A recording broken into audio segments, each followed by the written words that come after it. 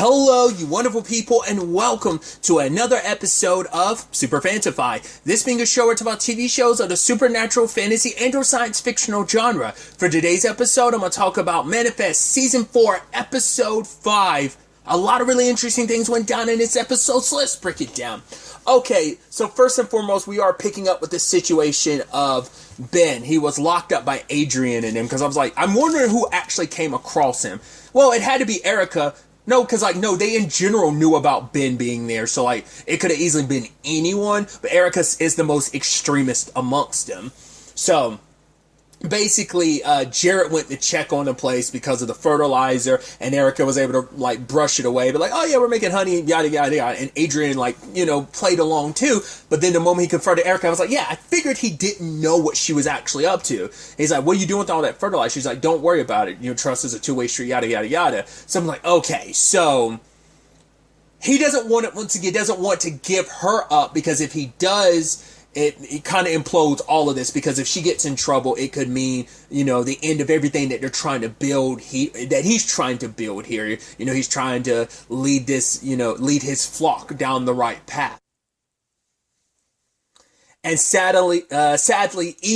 beautifully, Eden follows a bee, because I guess she's been either it was an actual bee from the honey and stuff like that, or maybe it was a calling itself leading her to her dad, but she doesn't recognize him, obviously. It's she's had Angelina be her mom for these past 2 years, telling her hey, you're mine, you don't have a daddy, and it cuts so deep when she's literally calling you mommy in front of Ben. It cuts him, it guts him, because it's you killed her actual mom. And I think it's so interesting, because I'm curious how people would feel about this episode, how not necessarily that it made Angelina sympathetic, but you understand how she, first and foremost, she tried to go home, but her mom wanted nothing to do with her. To be fair, this situation already just escalated something and heightened something that was already there.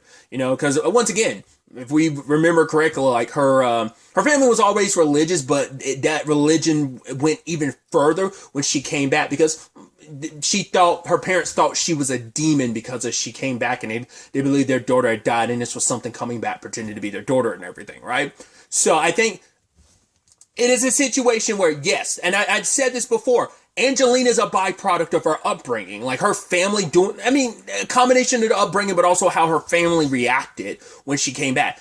Everyone else was, like I said, there have been people who've lucky enough who've never had to deal with that. But in her particular case, she did, and the religious overtones in her life, that's why she grabbed onto it. Because, religion is such a big foundation of her life, and considering everything, she had nothing else to, it's been the core foundation of her, and the moment her mom abandoned her, the super messed up thing is, you weren't going to you were feeling lost and alone. Rather than taking this time to return Eden to her actual family, you were going to kill yourself with her, because you're we're going to find salvation. And she says, Mama, not talking about you, talking about her actual mom, and you're oh, it's a sign, you saved us, you said blah, blah, blah. It's she is grasping at any straw she can, because she believes that her and Eden have this connection. To be fair, they're all connected, but she's reading way too much into it, because she needed to latch onto something, because she didn't have anything. And she even talks about it later on, it's everyone turned on me, my family, the stone. It's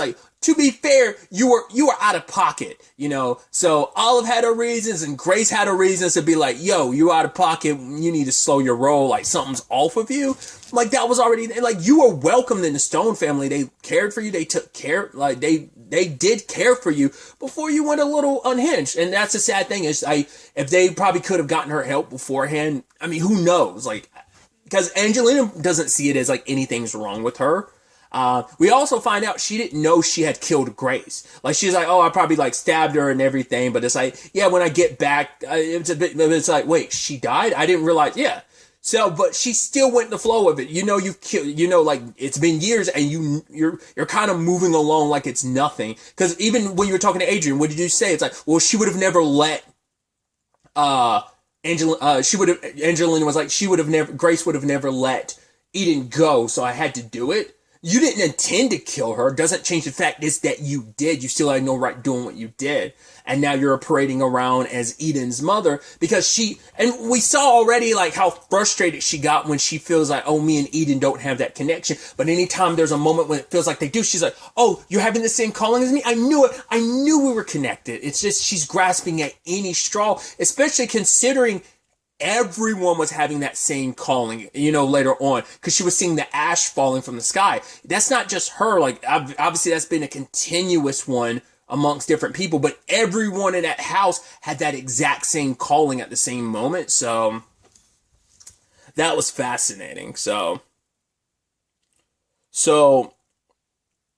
Ben is trying to talk to one of the other passengers, Donovan. It's like, hey, like, Adrian knows my daughter is here and that Angelina's here with her. Like, confront him about it. And Donovan does. And it's like, because all the other passengers are like, wait, you let her in here? She's a murderer. He's like, yeah, but I'm trying to help any passenger. It's like, she's not one of us in that regard. She is, a murderer. She did something terrible. And for Angelina, it is a situation of, she felt abandoned because in this moment, Adrian only kept you around because Egan convinced him to. And he was also thinking like, right, keeping you around was to keep you placated enough that you wouldn't do anything crazy with Eden because he saw like how kind of out of your mind you kind of could be. So at the same time, this is all happening. Like, Michaela is getting her callings about the bees and she saw him earlier and now it happened again. Landed on Erica, called up Dre. Is like, oh, can you tell me about Erica? It's like, oh, that's interesting. We were just looking at Erica. Wait, honeybees? And so it's like, right, Jarrett knew something was off, So they ended up going back, which I love that it's like Zeke is picking up. He's like, I think there's something going on between Jarrett and Drea. And she's like, oh yeah, they're having sex. He's like, wait, you knew? It's like, yeah, Drea told me. Girl code. I was like, that's super sweet. I love that bit. But other than that, there's a whole situation with because obviously the whole family's on edge about all this. Like, okay, like what are we gonna do? And at the same time, like Zombies with Troy, and she's running tests because her initial thought was that what the ULFs are like, right? The peacocks can hear and other animals could. She was thinking that maybe what was it that Troy called it? Basically, he was suggesting like the ULF might be like a God frequency that you were kind of picking up on God's messages and stuff. But when they ultimately ended up getting Cal into the machine, he ended up I don't know if Troy saw it and Olive saw it, but I think Zombie did, but maybe all three of them saw it. But when Cal was in the machine and he ended up something triggered in his brain because Zombie was trying to test it out to see if the frequencies from the black box would light up something in her brain, but it necessarily didn't. And the same thing from Troy, like telling her like about like his morning routine or whatever breakfast and stuff he makes. Well, it ultimately ends up turning out that Cal like knows where his dad is, and then Olive and her and all of them in conjunction kind of figure it out. And it seems I was kind of right about this whole divine consciousness thing. It is a thing of when it came to them, it basically downloaded into their brains. All the callings are them remembering. That's why the callings are in their own voices, because it's them being like, you need to remember this, you need to remember this. So the memories are coming to them when they need it to, but they've seen the future. When the time is right, the divine consciousness unlocks those parts and like they remember everything. Those 5 years of downloading future. I don't know whether it's like 5 years of future events they downloaded, but up to a certain event, up to a certain point, it's all leading to something, some core thing. They remember all of that. It's just they don't have access to all those memories. Those memories only come up when they need to. Now, the question then becomes, what happens if you unlocked everything all at once? Like, what if you open the floodgates? It'd probably be too much for your brain to handle, and your brain would melt. That's probably why it trickles out, like, right, it happens like one thing at a time. So it seems like I was on the right territory. I felt like I was like super off base with my thought about like, oh, is it dead? Because I wasn't sure how they were going to approach it, but I felt like I might have been in the right place, and it seems like, so turns out like I was kind of in that same vein. I did kind of nail it, not less it turns out there's going to be more to it, but for now it does seem like it is the divine consciousness was basically like a divine it basically filled everyone's brains with like what's happening, and it's just a slowly but figuring out and remembering everything that they saw. So that's why Cal later on, it's like, oh, I remember what happened. So him and Vance went to show up at Adrian's place along with, like, because obviously Jarrett found out about the bombs, and so they couldn't go in there, especially now because Erica is working with Angelina, because she's like, oh yeah, I believe in guardian angels too. She's very radicalized in all of this, and now she's like, right, we're gonna blow this place up if the police try to come after us, and we can escape. It seemed like she was specifically just going after talking to Angelina about that, but I don't know if she was going to let the others in on about all that. But yeah, they kind of take control of the situation, and Angelina sees this as an opportunity, a trial by fire, and those who are worthy will survive, and those who are not will not. And I guess it's almost poetic, and maybe it speaks volumes about who survived and who didn't, you know?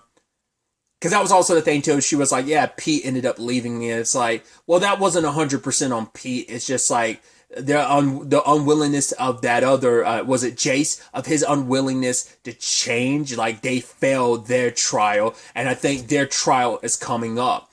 Because, once again, we saw, like, because they haven't really tapped into that this season. But the whole thing with, like, Pete, Jace, and was it Corey, was the whole thing of, if all of them could change, they had an opportunity, but he refused to change and be a better person. And, you know, because Zeke, you know, made a sacrifice. He did the right thing and he beat his death date. They didn't, and all of them died. So it's like, yeah, if we all have the same death date. And if we don't succeed, if we don't come together, this lifeboat is going to, like, that's the whole point of the lifeboat. So they've touched on it a little bit, but I think the ash that they keep seeing is that it is their opportunity. I think specifically it might be at the core, because who's seen it? Like, obviously the Stone family's seen it, but also like Adrian's seen it, Angelina's seen it. I mean, a lot of the passengers seen it, but they've also focused on Egan seeing it. And I think those trio might be the core of they might be the undoing of everyone when it comes to this whole situation with the 828 passengers. So, but Angelina believes that she has to do this. And luckily Cal showed up because he knew how this was all going to play out. And Angelina heard him, and it's like, oh, she's like, my Moses has come back. So, and she's happy to see him. And luckily Michaela was able to get to Ben, and they're going after Eden. And we're ready to blow the place up. And I'm wondering, I guess maybe it just didn't, like, maybe the signal was blocked or something. But for whatever reason, Cal knew it wasn't going to blow up the first time, in the moment the switch was pressed. So Ben was able to get out of there with Eden. But once again, it is that situation of, he was like, all right, let me get my girl. Come on, Michaela, let's go get my girl and my boy. And in this situation, got Eden out of there, but then rushed back in, and he was devastated. Obviously, he was devastated if he thought he lost Cal, especially because he hadn't always paid Cal the attention. But now it's like, oh my God, you're okay. You helped save the day. And even one of the other passengers came over and said, like, right, you did something special here. He's like, no, like, I do what anyone else does. She was like, no, like, there is something special about you. And Angelina is thinking like, oh, Eden's her guardian angel. I believe Cal is kind of everyone's guardian angel in this. He is why he's always been at the centerfold of us, why he's always had this very special connection with the callings in particular. Like why he was given this chance. And I think that plays out in his story. Because he's been coughing the entire time this episode, and I was like, what's that about? I thought maybe it has something to do with the ash, and it's like, maybe it's just taking a toll on his body, and he starts coughing up blood a little at the end. I'm like, wasn't Cal's original diagnosis, wasn't it leukemia what he had? Maybe not. But I think it's all come back. I mean, sadly, like, people can go out of remission, and maybe in Cal's case, in 5 years, like, that 5 years, he would have, like, that's why he needed to come back now, to be older and a little wiser And this, I think, his death date is moved up. Like, maybe his death date has always been different from the others, and maybe that's what he's here for. There's more to do. I think Cal's going to die at the end of all of this.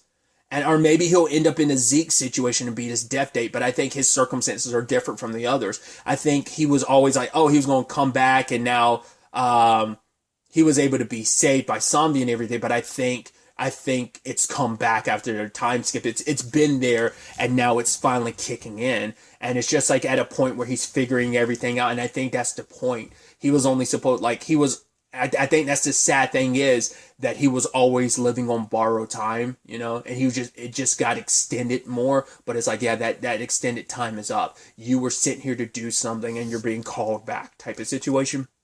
I'm not a religious person, but I feel like that's kind of like the phrasing that could be used in this regard. So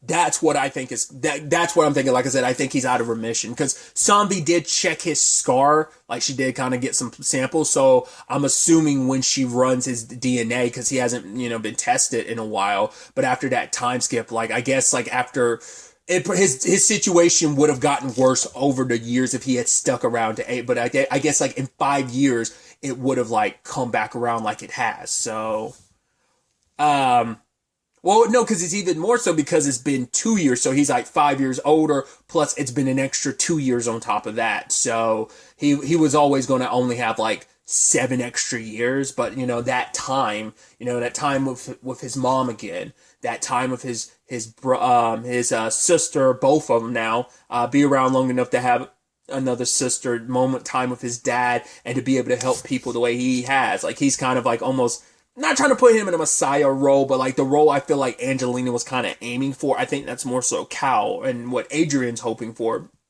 is more so the position that Cal's in. Which, speaking of Adrian, when it was all said and done, he found Angelina, and I guess because she's like, right, you have blood, and you saw the same calling ID, and you're the one that had blood on your hands. I thought that would have had something to do with Erica, that he would have been the one to kill Erica to put her down, but we'll get to that in a second. But it turns out that's not the case. So whose blood did he have on his hands? Is it going to end up being Egan or Angelina's, because he had to stop them? Because it's like he was so turning away from the callings and kind of ignoring them, and I don't know, like he's trying to, like, that's the thing, of he's trying so hard not to go down that path, but it's maybe kind of destiny that there's no escaping the role and the path that you're supposed to go down. Same thing for Angelina, that maybe this was, once again, the whole grand scheme of things of this was always going to happen, because you're all remembering what actually happens. And so it's just about everything's kind of set in stone, maybe. Or maybe, I don't know, and denying what was already, even when those who try to, like, they have all these memories and they try to push it away, it's like, I think I don't know. There's, once again, because there still is the whole thing of like, yeah, there is still you ignore the callings, you don't change, you don't go down the path you're supposed to, try to better yourself during these trials and during these tests, you will fail. And one of you failing means all of you fail, because you're all connected by this thread of fate, so. But then there's the whole situation with Zeke. Zeke was testing out his powers on trying to help a patient earlier, but he couldn't, and he couldn't do it, like, and he was just shaking, and the guy got freaked out and left. And then we see kind of result of that. When Erica came out and she had the gun pointed at Michaela, Zeke grabbed Jarrett's gun and, like, unloaded on her. And then the question is, like, was that him? Was it a delayed reaction for what he absorbed from that guy before? I had brought it up in the last episode. It's like him doing what he's doing. There's no way that can continue and be okay. I think later on he's like, yeah, like I saw what she was, because Michaela was like, yeah, it looked like you lost control. He's like, it's fine. You're okay. That's all that matters.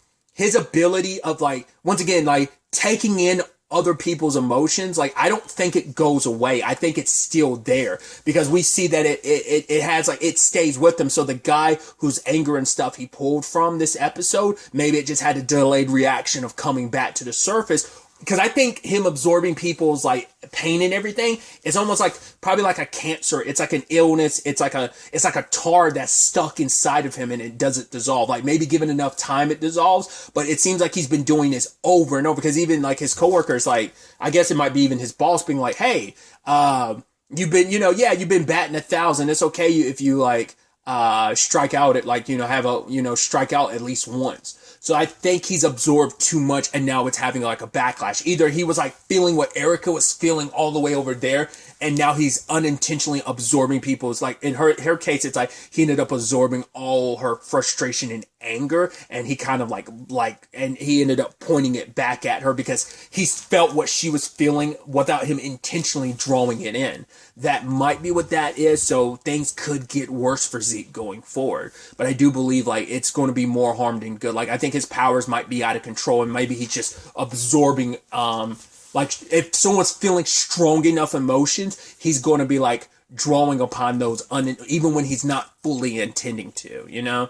I think now that power, because he's been doing this for most likely 2 years of like absorbing people's like raw pain and grief and anger and all those emotions. So maybe he absorbed them from that guy, or maybe he didn't, because maybe the reason why he was shaking the way he did is because basically his tap is full. Like his body, his powers are just in overdrive because they can't handle anymore, because it's too much for him for one person to bottle all those emotions with everything that he's absorbed from people. So we'll ultimately have to wait and see where the next episode takes us with all that. For now, the Stone family is reunited, but obviously, like with the cow thing and just everything with Zeke, it's like there's always a pendulum swing to this whole thing. So we'll ultimately have to wait and see where all of this ends up taking us going forward into the next episode. But really, that's all I want to talk about. So the next time we meet, be happy, be safe, live life to the fullest, and enjoy it. Good day and goodbye.